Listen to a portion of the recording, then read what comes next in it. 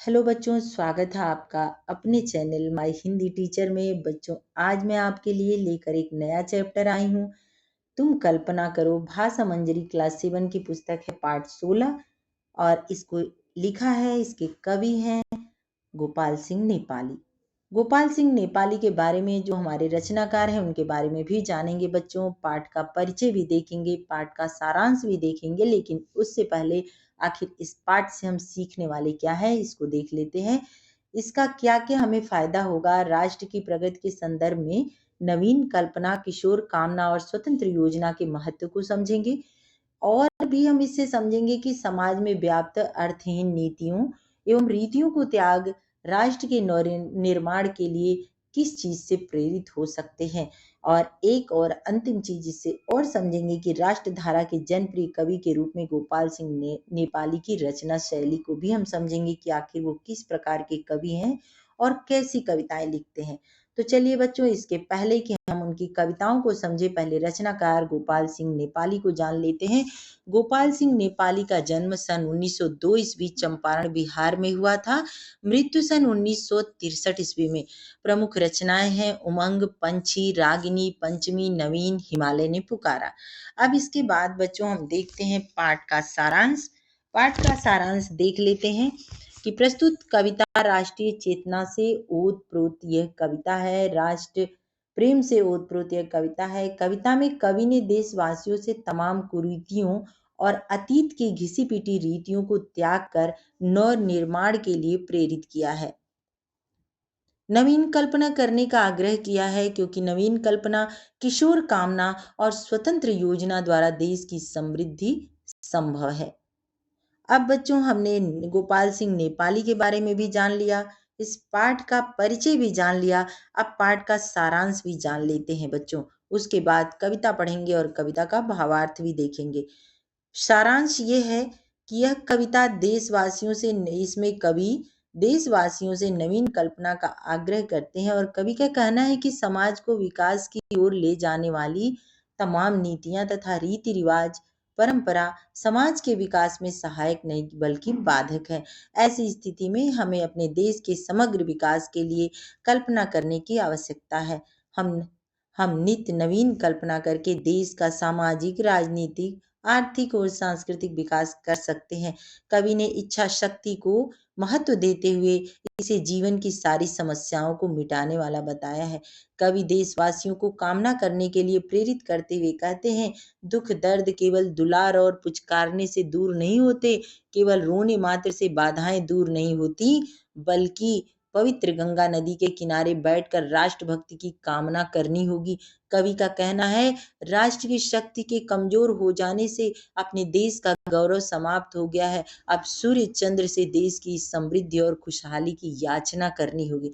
यानी पूरा सारा इस कविता में कवि देश के नव युवकों को जागृत करने का काम करते हैं, जिससे हमारा जो नव भारत है वह जागृत हो जाए और हमारा देश संपूर्ण बन जाए। चलिए बच्चों, इस कविता को पहले पढ़ती हूँ, कविता के बाद फिर आपको इसकी पूरी व्याख्या यानी भावार्थ बताऊंगी। तुम कल्पना करो, नवीन कल्पना करो, तुम कल्पना करो। अब घिस गई समाज की तमाम नीतियां, अब घिस गई मनुष्य की अतीत रीतियां, हैं दे रही चुनौतियां तुम्हें कुरीतियां। निज राष्ट्र के शरीर के श्रृंगार के लिए तुम कल्पना करो, नवीन कल्पना करो, तुम कल्पना करो। जंजीर टूटती कभी न अश्रुधार से, दुख दर्द दूर भागते नहीं दुलार से, हटती न दास्ता पुकार से गुहार से, इस गंग तीर बैठ आज राष्ट्र शक्ति की तुम कामना करो, किशोर कामना करो, तुम कामना करो। जो तुम गए स्वदेश की जवानियां गईं, चित्तौड़ के प्रताप की कहानियां गईं, आजाद देश रक्त की रवानियां गईं, अब सूर्य चंद्र से समृद्धि रिद्धि सिद्धि की तुम याचना करो, दरिद्र याचना करो, तुम याचना करो। आकाश है स्वतंत्र, स्वतंत्र मेखला, आकाश है स्वतंत्र मेखला, यह है श्रृंग भी स्वतंत्र ही खड़ा बना ढला, है जल प्रपात काटता सदैव श्रृंखला। आनंद शोक जन्म और मृत्यु के लिए तुम योजना करो, स्वतंत्र योजना करो, तुम योजना करो। प्रस्तुत कविता में कवि ने देशवासियों को तमाम कुरीतियों और अतीत की घिसी पिटी रीतियों को त्याग कर राष्ट्र के नव निर्माण की प्रेरणा दी है। नवीन कल्पना, किशोर कामना और स्वतंत्र योजना देश की समृद्धि के लिए आज की जरूरत है। अब बच्चों हम लोग इसका पैराग्राफ देखते हैं। तुम कल्पना करो, नवीन कल्पना करो, तुम कल्पना करो। अब घिस गई समाज की तमाम नीतियां, अब घिस गई मनुष्य की अतीत रीतियां। इसका भावार्थ देखते हैं। प्रस्तुत काव्यांश में कवि ने समाज में प्रचलित अर्थहीन परंपरा नीतियों को त्याग राष्ट्र निर्माण के हित के नवीन कल्पना करने का आह्वान किया है।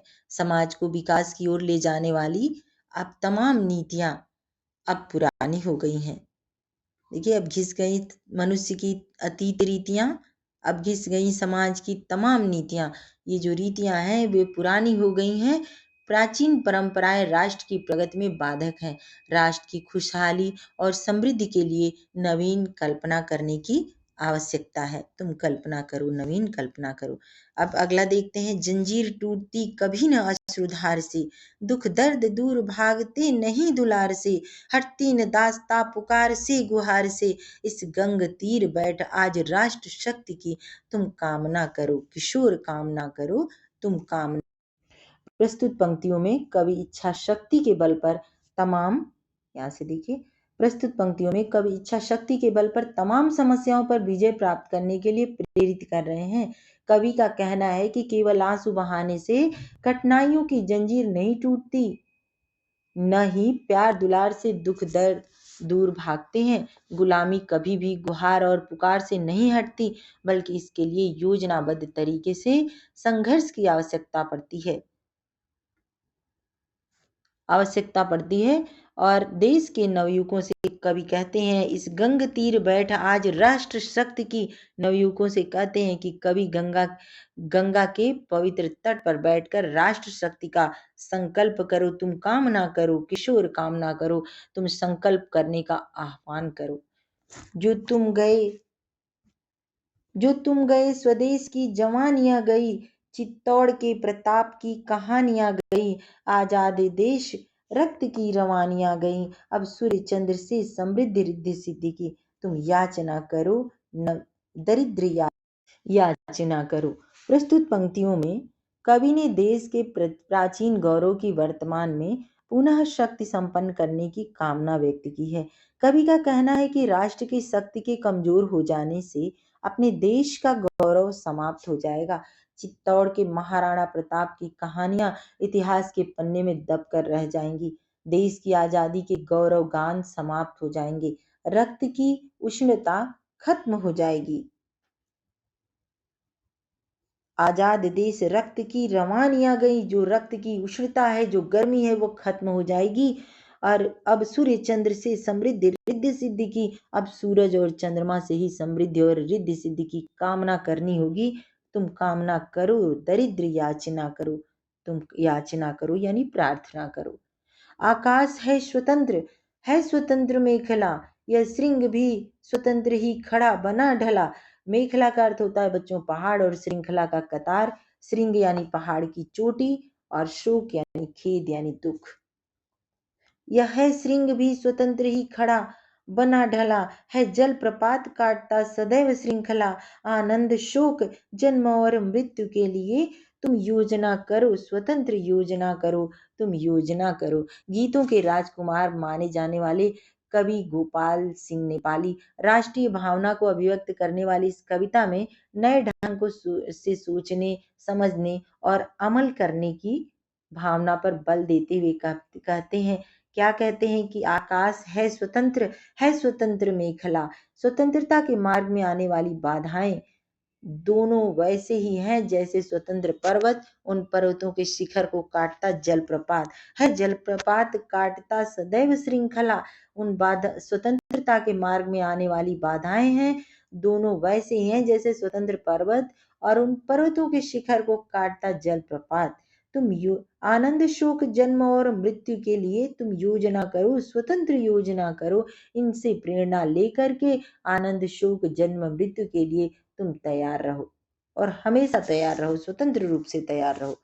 तुम कामना करो, स्वतंत्र कामना करो, तुम योजना करो, स्वतंत्र योजना करो। ये कविता बच्चों यहीं समाप्त होती है। चलिए इसका प्रश्नोत्तर भी देख लेते हैं। कविता में नवीन कल्पना करो से क्या तात्पर्य है? कविता में नवीन कल्पना करो से यही तात्पर्य है कि नए निर्माण की कल्पना की बात कवि कहते हैं। वह देशवासियों को कहते हैं कि हम भारत के अतीत को भूले नहीं, किंतु भारत के भविष्य के लिए नए नए कल्पना करते रहें, तभी हमारा देश महान बनेगा। इस कविता में क्या क्या करने को कहा गया है? इस कविता में राष्ट्र निर्माण हेतु नई कल्पना करने को कहा गया है, गुलामी की बेड़ी तोड़ने का उपाय सोचने को कहा गया है, दासता मुक्ति हेतु उपाय सोचने को कहा गया है। ये सब बातें सोचने एवं कल्पना करने के लिए कवि इस कविता के माध्यम से देशवासियों को प्रोत्साहित करते हैं। कविता में ऐसा क्यों कहा गया कि समाज की तमाम नीतियां और मनुष्य की अतीत रीतियां घिस गई हैं? इसका उत्तर देखिए बच्चों। कविता में इसलिए कहा गया है कि हम सदा अपने अतीत पर घमंड करते हैं, परंतु कवि का मानना है कि पुरातन बातें अब घिस गई, यानी पुरानी बातें अब पुरानी हो चुकी हैं।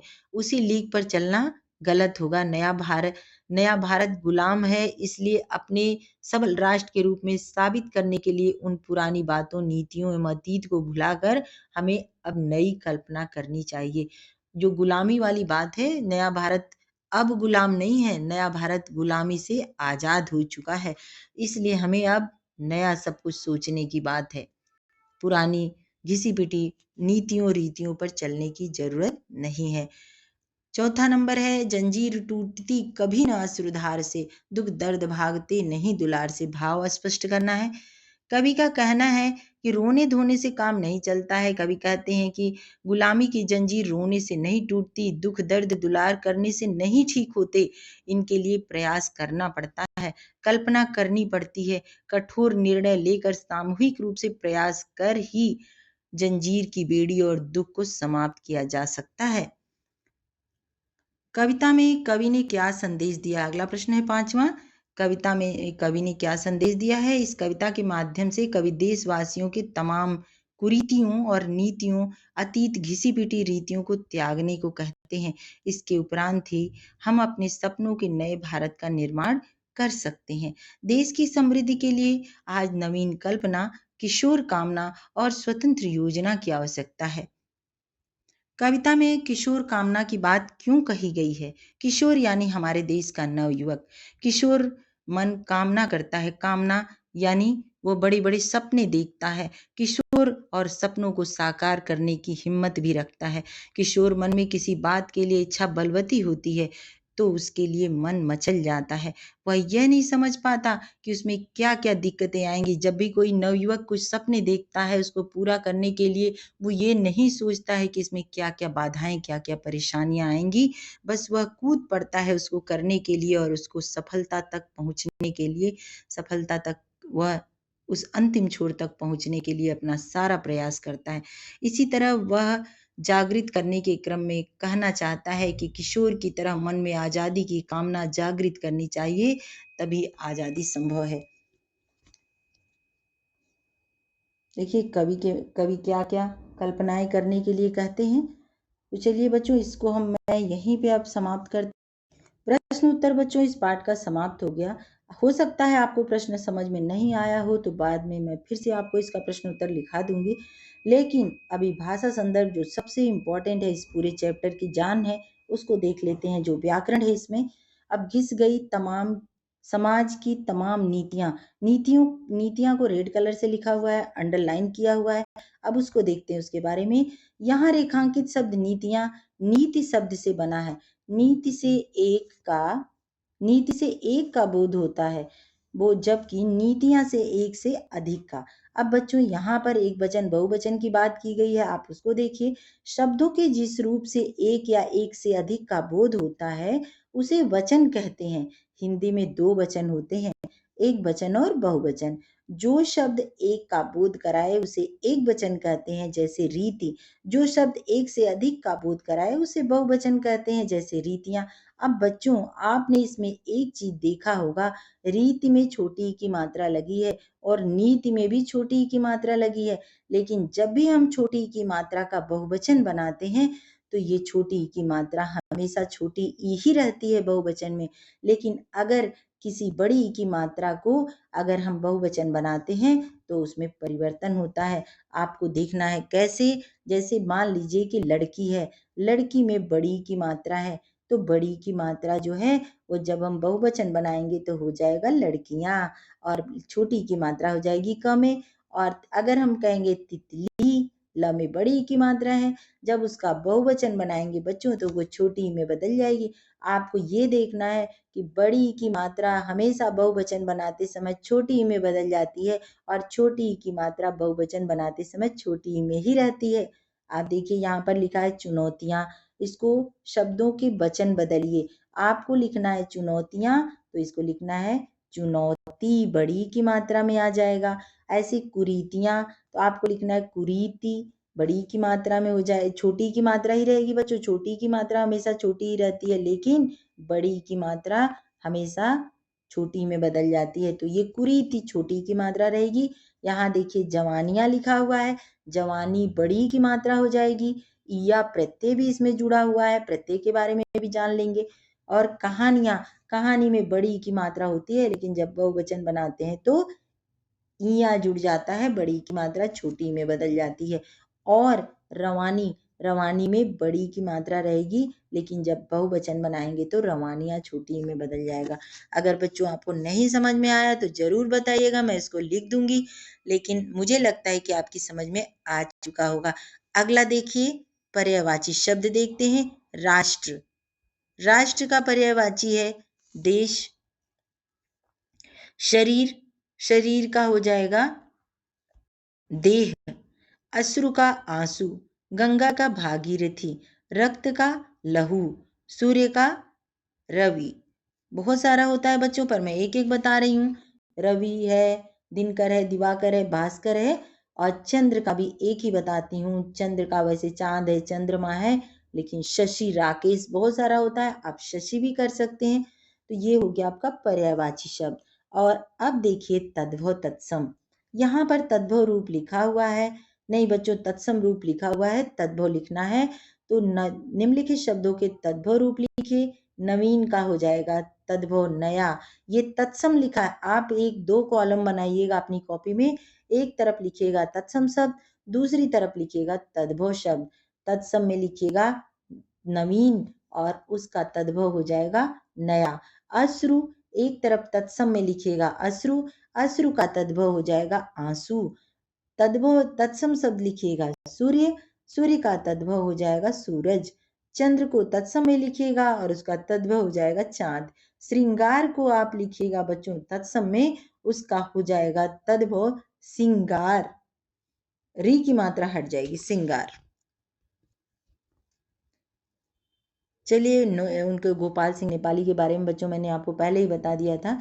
अब ये चैप्टर बहुत लंबा नहीं करते हुए इसको यहीं समाप्त करती हूँ और मिलती हूँ बच्चों में आपसे अगले वीडियो में। तब तक के लिए आपसे इतना जरूर कहूँगी, आप मेरे चैनल पर अगर नए हैं तो मेरे चैनल को सब्सक्राइब कर लीजिए, ताकि मेरा वीडियो आप तक पहुँच जाए आसानी से और मेरा बनाने का मकसद पूरा हो जाए, आप इसको पढ़ पाएँ।